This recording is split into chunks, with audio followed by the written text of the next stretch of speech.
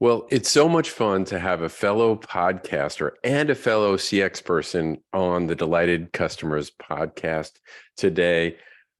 Today, my guest is Rick Denton, who is a fellow podcaster. As I mentioned, he is a podcaster of a podcast called CX Passport, which I've been fortunate enough to have been a guest on one of his shows. And also his company is EX4CX, Execution for Customer Experience. So I am so excited. We're going to have so much fun, Rick. Thanks and welcome to the show. Mark, I am so excited to be on here. Thank you for having me on the show today. Absolutely. And you know this, that there are no two CXers that came up into our profession the same way.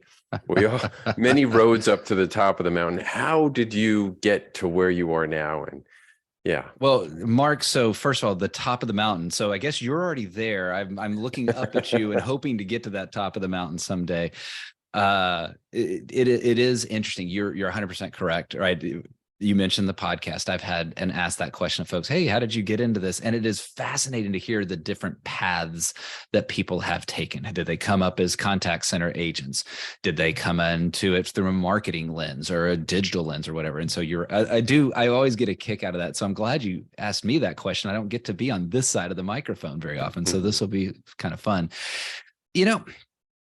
I will be very specific as to when I sort of made the mental conversion at one point, but when I look back, I think I've been doing customer experience almost my entire career. I just didn't know that I was doing customer experience, and that may be true of a lot of folks. I spent a lot of time in my career in the process improvement space, in the operational excellence space, even in the project management space. And I mean, there was actually a time that I was a coder right out of college. The company I worked for taught this poli-sci major how to code, got out of that pretty quickly. And they probably wanted me to get out of that as quickly as possible. But that process improvement, project management was really kind of the core of my career for a good portion of time. And then I was working for a company. And I'm no names here, but I was working for a company that said, hey, we've heard of this Forrester thing. Why don't you, we've got a subscription. Why don't you go off to this conference? And it was one of their big CX conferences. And I mean, it was as if the road to Damascus and the lights came down on me and my eyes were opened and I realized this is what I want to do. And so that was the pivot moment where I was able to actually become in my mind a customer experience person and morph my career that direction. But what do I mean by how the process work brought me to that and how I've been doing customer experience all my life? I'll give an example from an operational excellence project that we did. And one was, how can we reduce the cycle times around appraisals? The cycle time, that's a real process, Lean Six Sigma kind of conversation. And we did that for the benefit of the company. It reduced so we could get more appraisals done. But then you look back and you realize if you're a customer buying a home or looking for a mortgage or a home equity product, that's one of the biggest pain points is waiting for that appraisal to get done. And that was the mental shift that I realized, what would be a lot more fun is instead of trying to just focus on that inside out and helping the company improve, why not focus outside in, right? The classic book that sits there actually right there behind my thumbs pointing at outside in, and let the customer drive what is it that needs to be improved? Where can things grow from an experience perspective? So that was the pivot point where it happened. I just look back and realize I think I've always had customer at the heart all the way throughout my career. Just didn't realize that that's what it was. Yeah. And tell us what made you make the transition to go and to do your own thing? Oh, well, that was a little bit after the transition to customer experience, because I think going and doing my own thing would have been unwise at the beginning when I was just learning to spell CX. Yeah. I made the transition as I had finished with another employer, and it was we had just achieved this significant customer experience victory, similar kind of things that we really improved the overall experience for the customer, both as measured in things like NPS, CSAT, and the like, but also in the business results. And we'd achieved what we wanted to achieve, and there was going to continue to be incremental growth that direction, but the culture was in place, the teams were marching forward, and there just wasn't the right next challenge. And so I realized, you know what? I think it might be kind of fun to take this right next challenge out on my own. And so I did. I left and found the opportunity to start on my own. It took a little while to get started, as many of us do in the independent space. and have had a series of clients in the customer experience world that have been absolutely delightful. Some names you definitely know and other names that you don't. And that's been one of the joys of being an independent, is that variety, all the while being able to help companies create tangible business value, business growth from their customer experience. Well, that's an interesting journey that you took, and I wanted to tap on to one of the aspects in particular. One of the 5 competencies is customer insights and understanding, according to CXPA, and within that is typically where your voice of the customer program sits. And there's a term that you use, total VOC. Can you share more about that? What's behind that? Yeah, sure. Yeah. And so Total VOC is a little brand that I have out there. In fact, you can go to totalvoc.com and you can see that approach. The idea behind it is something that it just pains me when I see so many companies do this. And to say what the origin of this idea, this concept, I don't know. There's a lot of things coming together. But how many times have you seen or been in a conversation with someone and you're talking about, hey, voice of the customer, like, oh yeah, those surveys. And you just want to hang your head and go, okay, no, there's so much more to voice the customer than just surveys. A total voice of the customer approach is not survey and score. Stop survey and score. Start, listen, and act. And that's really the meat behind that. And what I'm trying to do is get companies to go beyond that sense of, okay, every month we get our score and we applaud when it goes up. Oh, we shed a tear when it goes down, but then nothing happens. Well, guess what? The customer couldn't care less about your score. The customer doesn't care that you are trending upwards. The customer cares what you did with the information that they have provided, whether consciously providing it through the action of a survey. I'm not anti-survey, but I recognize its diminishing influence, or the conscious choices to provide you a review or to call into a call center, or the less conscious choices of how they're interacting with your website or how they're making their purchasing decisions or their walk around inside of a retail store. All of those things make up this true and total approach of listening to the customer.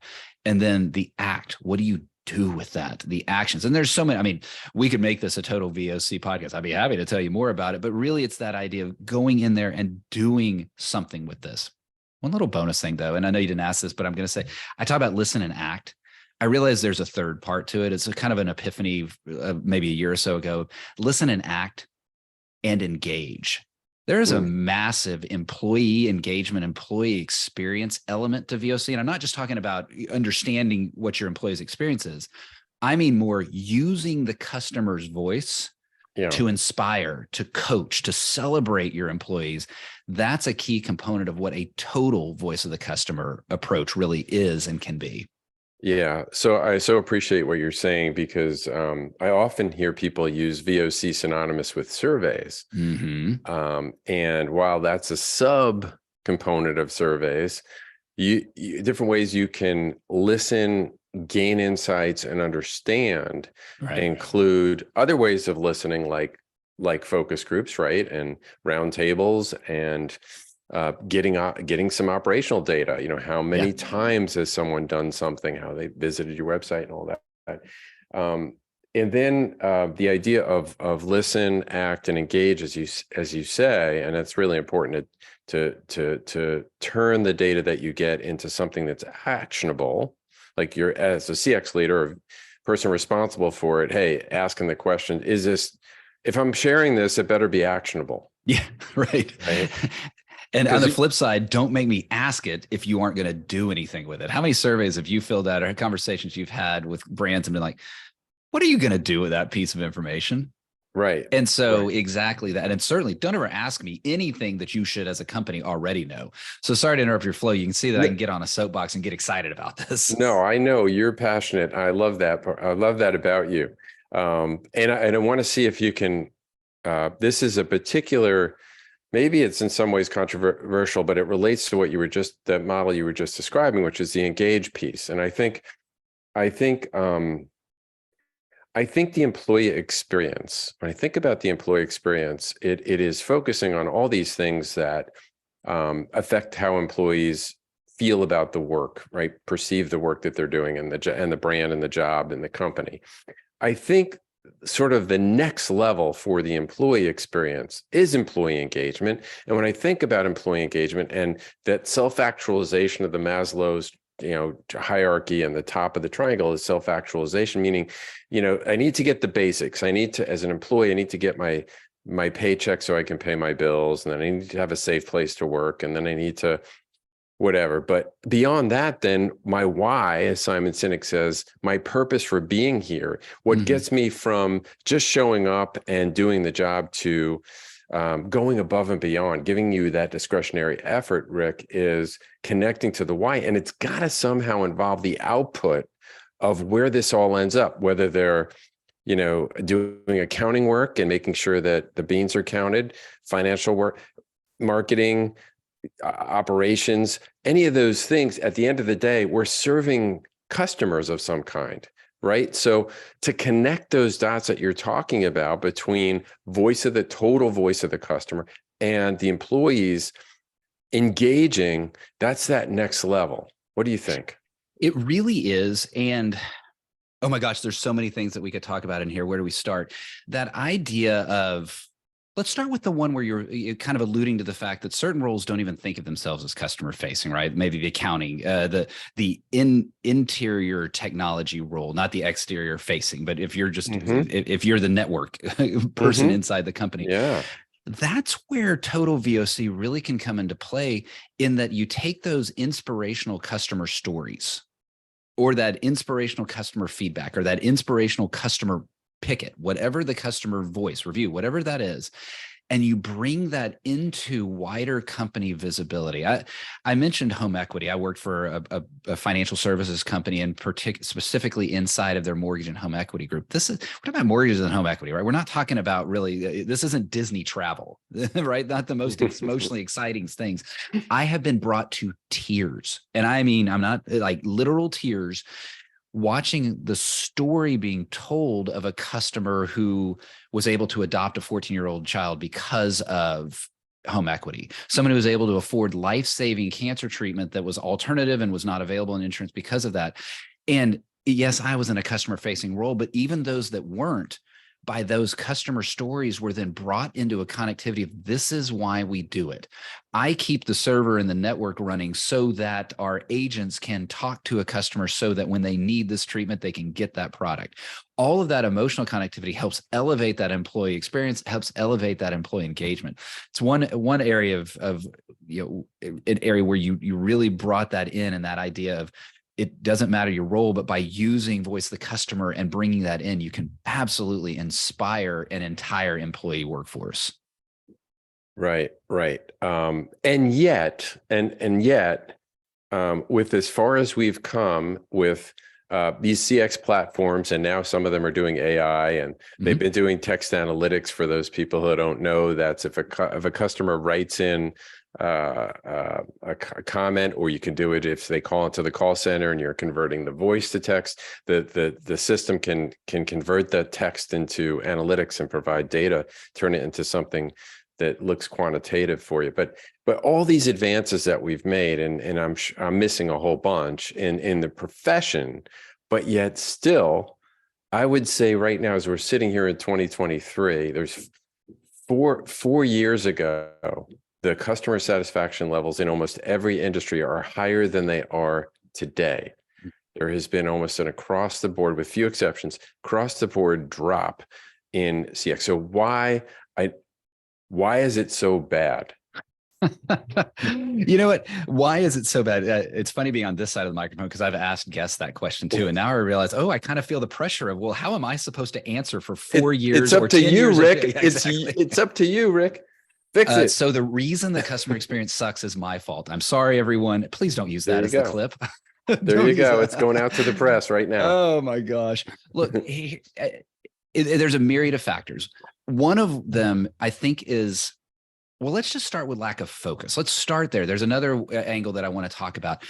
But I still, for some reason, and I'm so biased because I live inside the customer experience world, there is still this lack of faith, lack of belief, lack of it's already been proven. So I can't talk about lack of proof or lack of data. I think it's just this lack of faith or belief that improving customer experience creates tangible business results.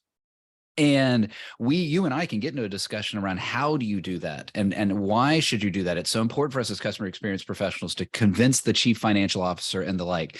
There's an argument to be made, though, that we should have evolved well past that point by now. And I love what Nicholas Zeisler continues to say, and that is, and I'm stealing this directly from him, so all credit to Nick Z here, and is no one asks what the ROI of HR is. No one asks what the ROI of the finance department is. It just is. And that's where customer experience needs to get to. Okay, but we're not there. And so I think the reality is there is that lack of faith. There's a lack of belief. Well, why is that? And I think that's the second part of it. And it is we have been willing to go after the shiny, the big, the ambitious, which is great. I'm not against that. I think the tools that are out there, the AI, I love some of the video voice of the customer capturing and experience management aspects that are out there. Absolutely love it. We have done that at the expense of the basics of the blocking and tackling.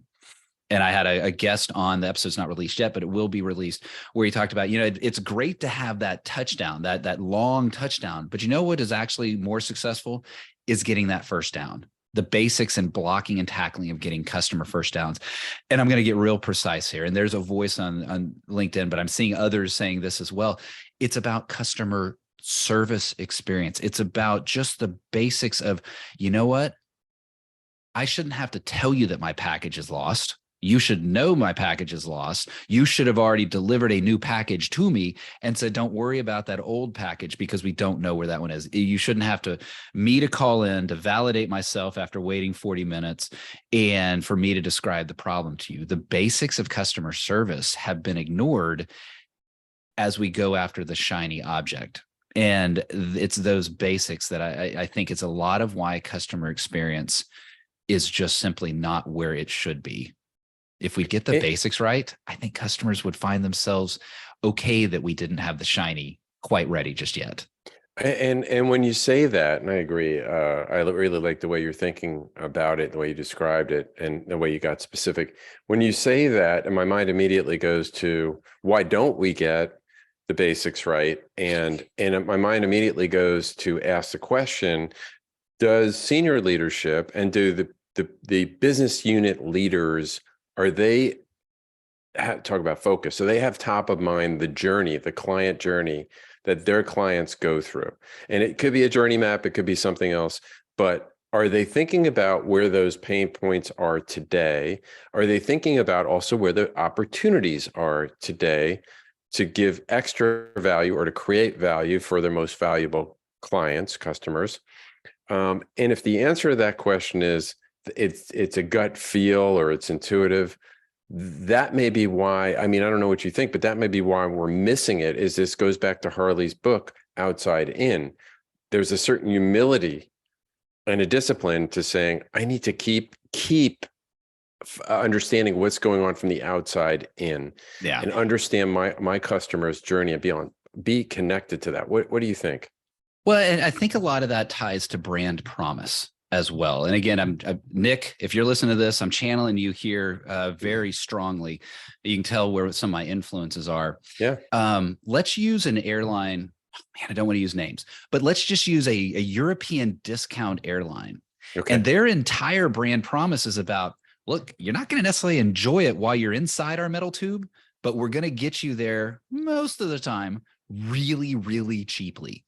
And some of those, the customer scores, pick your metric, are actually higher for this, in my mind, unpleasant experience, but it's because they're delivering on what they say their brand is. And so I think a lot of companies are missing the opportunity to do exactly what you're saying. And that is, what does the customer want in conjunction with what is our brand promise to that customer? So if the customer wants a luxury experience, but that's not what we offer, well, then let's just be really bloomin' clear about it. There's an airline in the US that says, you're the reason we fly. And I can tell you my experience sure doesn't feel like that. It feels like my wallet is the reason they fly, but not me, the human.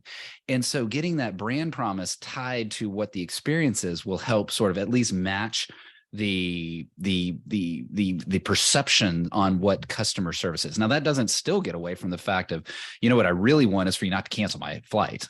What I really want is my baggage to arrive on time. And what I really want are some of the basics of customer experience. But aligning brand promise and being authentic with what we're saying. How many companies say, oh, we've got the customer at the center, and it's BS. Yeah. So if you don't want to have the customer at the center, fine. Just be honest about it. That's fine. Well, Tell me that you don't like me, and that's okay. And as CX professionals, so we know that none of that happens by accident, right? It's got to be intentional, and there are frameworks, that the best companies have.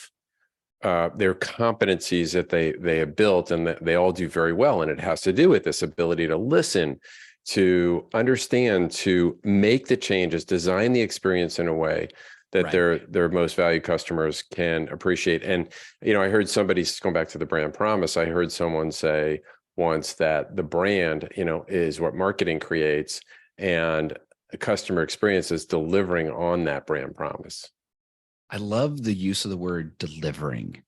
Hmm. And that's when we talk about what do I think is missing in customer experience, what do I think? I really think that from a pendulum perspective, what did I say that my career focused on, right? I talked about operations excellence. I talked about process. I talked about that inside out. I think in our need, and it was a very legitimate need, to stop being so inwardly focused and instead be outward focused, that outside in perspective, that I think we've forgotten that inside in part kind of matters too. And even built into the brand of my company, execution for customer experience, I think it is blending both of those worlds is how you actually end up creating great customer experience, or at least solid customer experience for every customer every time. It is really easy to delight one customer and piss off 99. It's also really easy to be incredibly efficient and piss off all of your customers, but you're doing it really efficiently. So you've got to find that blend. And I think what's missing, and I'm hearing it more and more in the conversation this year. I really, for some reason, maybe it's like once you start to buy a car brand, then you see it on the road all the time. Maybe I'm thinking about it, so I hear it all the time, but it's process. That getting the process right, getting the delivery of the experience that was designed, getting the execution of the brand promise right. And that doesn't happen ad hoc. There has to be a very thoughtful approach to getting your processes right. And not just the processes of operations, the process of business, processes of customer experience. What does your closed loop feedback look like when you're trying to restore the relationship with the customer? What does your closed loop feedback look like when you're doing your internal process improvements? How do you celebrate your employees? How do you inspire them? It doesn't happen just as oh, shoot, I should go do something, but rather what is the process that you do that? And getting process right and getting process right more often is where we'll start to see better customer service, better customer experience improvement. Yeah. So you're seeing, and there's a whole bunch of reasons why coming out of COVID, why processes may be deficient. And think about employee and staffing issues.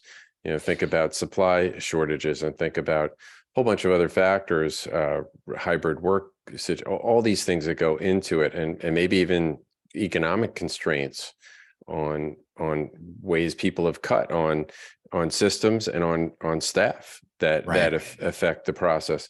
What I want to get your opinion on is an observation I made early on in my career, which was the folks I also worked. We both worked in banks. I worked for a financial institution, and I was cross enterprise, but one of the areas was treasury management, and that's the part of the business that are all the suite of services that go to business clients. So merchant services, wire management, a whole bunch of other things that are, if you're a business client, that go beyond just getting a loan.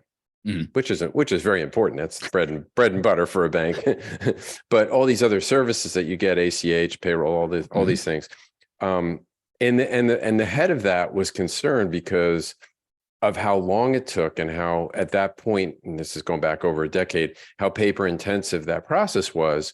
And so we did a survey of people were customers in that area. And it turns out we found out something very interesting. They were less concerned about what happened during that transition from their old bank to the new bank. At the beginning, the application process and all the forms they had to fill out, which was very labor intensive, because they expected it to be a one-time thing. Yeah. Where the burn was for them was 90 days out, where all the transition, the kind of wave was over, and all these things were supposed to be connected and working in the new bank. And there were some issues there. And by that point, the spotlight was off, right? So going back to, I guess this leads me to say, yes, business process is important, but it should be, the word comes to mind, inspired, but it should be informed by what's most important to the customer's experience. Oh, 100%. Yeah. Oh my gosh. Yeah. It does not. I'm glad you're giving us the opportunity to clarify that, because who cares if you have a really optimized business process that the customer doesn't care about? That's a very, very true and almost too simple to say. And yet the reality is a lot of companies don't necessarily get that right, because they're looking for where is the biggest waste. And there could be value in that. Let me take a little time out here. And sometimes I think we get into these conversations and we treat them as binary, right? Well, it's got to be customer focused, or it's got to be operational efficiency focused. Not necessarily. It can be okay to say, you know what, I really do need to optimize this because it's inefficient. It just bugs the crap out of me internally. That's okay too. Yeah. And so, but using the customer to help inform, and I've been introduced to a concept, and it's not new, but Mary Drummond helped really cement it in my mind. And that is the idea of, is it worth it to the customer? And so we talked about that in the process world. We talked about non-value added activities. Would the customer be willing to pay for it? So we use those terms in the process world. Now we're just talking about it. Is it worth it to the customer in the customer world? And so using that approach of, okay, customer inform and tell me. There's one little quirk to it. And when you were talking about this, when you were saying, hey, the paper forms, the digital, I thought you were going a direction of then the customer was resisting going digital. That wasn't the story that you told, but I was thinking that. And it reminded me of a story, and her name's Katie Miller. She's the head of fan experience for the Orlando Magic. She told us, it was on the podcast probably a year and a half ago. And she talked about how they got all of this great customer insight, and the customer told them in no uncertain terms, and their customer in this context were season ticket holders, the repeat customers in there multiple times. Mm-hmm. We need healthier options. We've got to have healthier options. I'm in there 2 to 3 times a week in entertaining clients. Please get healthier options in our food service. And so great. They immediately put them in, they popped them in, they listened to the customer, and they acted. And guess what? No one bought the salads. Those salads sat there and just rotted. And so it's important to observe the customer's behavior, not just what they say they want, but actually what they do. And what it ended up being is the customer wanted the perception that there was a salad option there, but by golly, I'm still getting my nachos and my beer when I show up. And that idea of, even in the case that you were describing, the customer said, I do not want digital. But then if you introduce digital and they all swarmed that direction and ignored all of the paper, those behavior elements sometimes are more telling than what the customer is telling you. And that goes all the way back to the beginning of what we talked about. Total voice, the customer is listening across all of the suites. And sometimes it's what the customer says, but oftentimes it's what the customer does that really informs what are the decisions, what are the changes you should make as a business. Yeah. Well, there you go. I mean, really great point. And I want to go back and hit on some of the things I heard, and help me out if I missed any, but some of the gems to share with the audience that you talked about today. So this idea of total voice of the customer. Hey, folks, it's beyond surveys. Amen. Hallelujah. End it there. Amen. Hallelujah. Also this idea of, so this listen, this act, and also engage employees in what you're doing. And I just added the idea of, hey, that will help them connect their why to your why as a company, which gives them a higher sense of purpose and will help you with an employee engagement, not just employee experience. Right. 100%. Absolutely. And then you also said, and I'm going to use your words on what you shared before we got on the show, which is customer experience overall across industry as rating sucks right now. And yes, it's proven through multiple data and its data sources. And I would say, we didn't talk about this, but I would say customer expectations are not going down with the service levels. No. And why should they? Why should they, right? We could go on a whole nother tangent that the customer's not comparing you against other industry peers. Hey, Yeah. bank, they're not comparing you to other bank. They're comparing you to their favorite restaurant, their favorite hotel, their favorite online retailer. So the customer expectations are only going up because they realize that their expectations are set by the best of their experiences, regardless of industry. It's so true. And I mean, I consider it good news for those who see that and are willing to double down on the customer experience, get really serious about having a rigorous program with someone like Rick, who could help walk and develop the strategies, right? That, and if you're thinking about it, listen to his podcast, get other CX resources to listen and learn about it. But it never happens by accident. That's another gem. It needs to be intentional.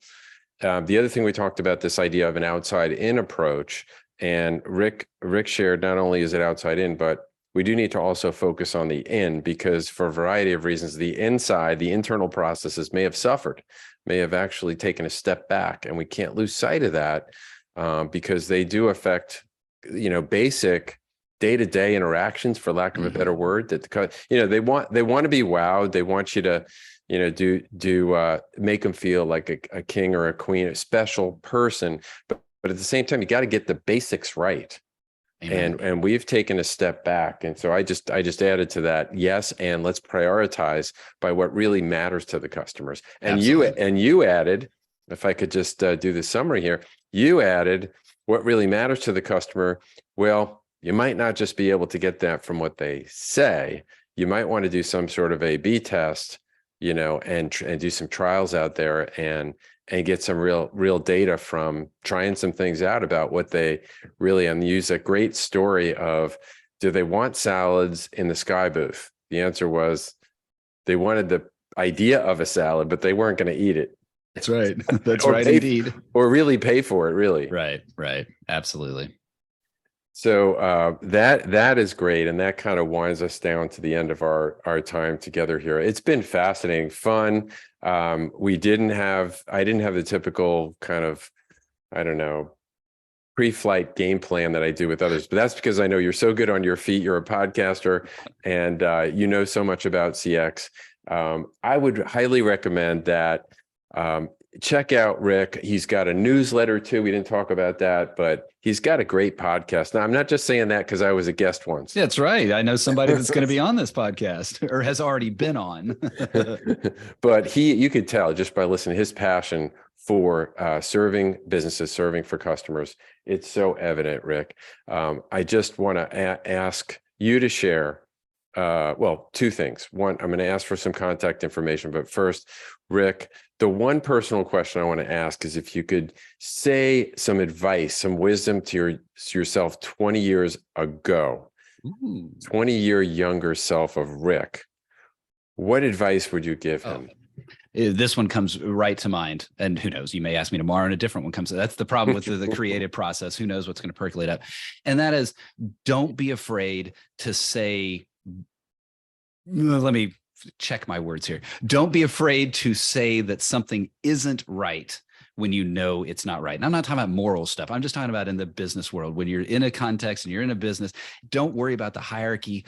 Don't worry about the leadership. If you think something is bunk, well, then by all means, let them know it's bunk and explain why. You don't have to be again, I'm going to check my words. You don't have to be a jerk about it, but be willing to be bold and say, that's not right, as opposed to just going along with it. I think I had less courage 20 years ago than I do now. And I wish that I could have told that 20 year ago kid, hey, it's just business. Let them know that this isn't the way to succeed. It's so true. And really, that's what you're getting paid there. You're not getting paid to occupy a seat. You're getting paid to identify what, clearly when things are going right, but also when they're not going right. So thanks for the wisdom. Thanks too for helping me avoid 2 edits in that last set of comments there that I would have had to cut out. I'll teach you how to put a bleep and then the little something over somebody's mouth. I've had to do that a couple times. Oh, did you? Oh, I like that. I don't know how to do that. So that would be interesting. Hey, Rick, if they want to get a hold of you, what's the best way? Yeah, I'd point people to three main sources. Maybe I'll come up with a fourth. But the first is go to the YouTube channel. Go to youtube.com/@CX Passport. Right now, the YouTube channels have the little @ in front of it. So youtube.com/@CX Passport. I'd encourage you to sign up for the newsletter, cxpassport.com. That'll keep you up to date with all the episodes. And then hit me on LinkedIn. There's all sorts of things that we can get into a conversation about. I love getting into conversations on LinkedIn. So follow me there, connect with me there. And I realized I said there was a fourth one. Head over to totalvoc.com. There's a downloadable maturity assessment that you can have a look at and just kind of gauge, all right, this is where I am on my total VOC journey. Perfect. Thank you so much, Rick. It's been so much fun. I hope I can convince you to come back at some point in the future. I think it was great. I had a blast, Mark. Thanks for having me on. Thanks for being on.